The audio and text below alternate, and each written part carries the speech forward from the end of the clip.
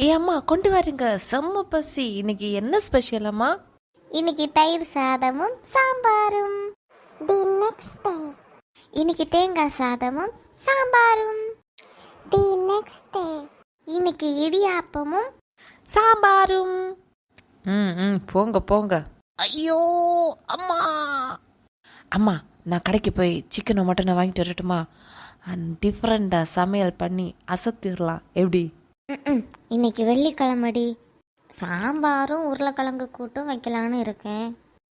நேற்றுக்கு சாம்பாரும் சொரக்காய் கூட்டும் தானே அம்மா வச்சேன். நேற்றுக்கு அமாவாசடி.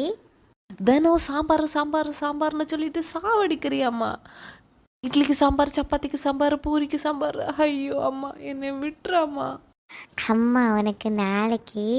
ஐயோ நாளைக்கே வேண்டாமா. தயவு செஞ்சு அப்பாவுக்கு ஒரு கல்யாணத்தை பண்ணி வை.